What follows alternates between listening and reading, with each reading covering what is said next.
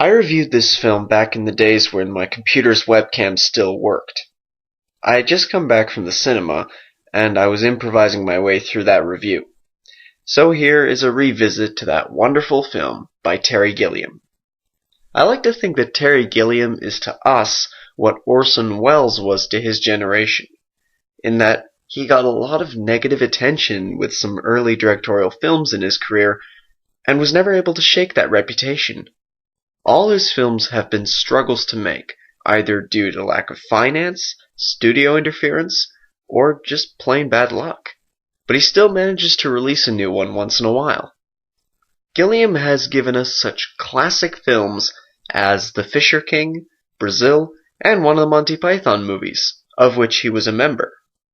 After his Monty Python days ended, though, it became more and more difficult for him to release films, especially considering his mixed success at the box office.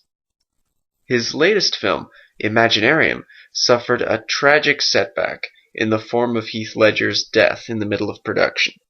But Gilliam was able to get the production up and running again, thanks to a number of Heath Ledger's friends stepping in to help finish the movie, and they donated their salaries for the film to Ledger's family. The movie is essentially about Dr. Parnassus and his Imaginarium, which was granted to him at a heavy price. If anyone's seen the trailer, they'll know that Parnassus was an old monk living up in the mountains, where he and the other monks get a visit from the devil. The devil takes a liking to Parnassus, and they begin to make bets and contests, because the devil just loves to tempt people into gambling.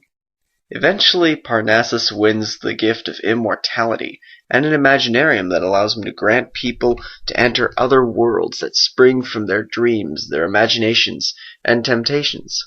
The people must make choices that leave their souls in the care of either Parnassus, allowing them to leave the Imaginarium safely, or else the devil takes them. All this sounds pretty impressive, but in between these bets, Parnassus is forced to agree that any child he bears would belong to Satan at their 16th birthday. While Parnassus does take his sweet time in having a kid, he does end up having one, and when the film starts, she's days away from turning 16. Not to mention that in the present day, their Imaginarium is old and rickety, and forced to give performances to drunks in back alleys. Aside from Parnassus and his daughter Valentina, there is also Percy, a dwarf who acts often as Parnassus' guide and conscience, and there's Anton, an annoying little whiner who's also in love with Valentina. While Parnassus is busy with his troubles, Valentina is torn between a loyalty to her father and her strong desire to leave the wandering life that she's led with the Imaginarium troupe. They come across a young man on their travels who's found hanging by his neck off a bridge. The man is rescued from death and is introduced as Tony. This is Heath Ledger's last role, a man brought back to life from certain death. Eerie? Yeah, just a bit.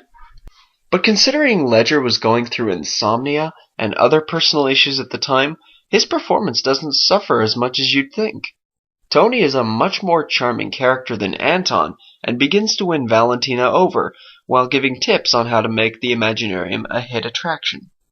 The movie is, of course, obligated to give us glimpses of these alternate worlds, and if ever there was something that Terry Gilliam can do well in films, it's provide us with visuals. Considering this movie had a $30 million budget, the effects are very lively and very interesting.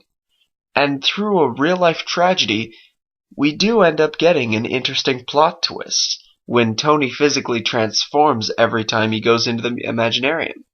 First he takes on the appearance of Johnny Depp, then Jude Law, and finally Colin Farrell. Despite everything surrounding Heath Ledger and his role in the film, I really must say that the film belongs to that renowned Canadian thespian Christopher Plummer. Parnassus is ultimately the star of the film, and it is his story that we're engrossed in.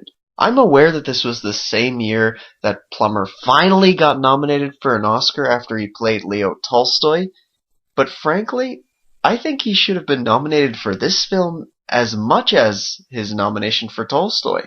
Also nice would have been an Oscar nomination for Tom Waits, who makes Satan likable and charming beyond anything we'd think possible. I mean, this is the devil. But there were times where Tom Waits gives the devil such quirks that we couldn't possibly have complete dislike of him. But that's how the devil works, I suppose, and Waits certainly proves that such a strategy works. All in all, this film is very memorable for its style, without sacrificing its substance. The story's interesting, if a bit slow at times, and except for Andrew Garfield's performance as Anton, I grew to like the performances very much. I should give mention to Lily Cole as Valentina, who serves as a real character rather than just being eye candy. Though I gotta say, she's pretty good at doing that too. Oh, and if anyone's curious as to which of the replacement Tonys I liked best, I've gotta quote Roger Ebert when he said that Colin Farrell stole the show. Terry Gilliam was able to give us another interesting film, and I certainly rank it high on his filmography. The movie's interesting storyline and wonderful look succeeds where bigger productions have fallen short. Altogether, quite worth checking out, if anything for the last great performance that Heath Ledger struggled to give.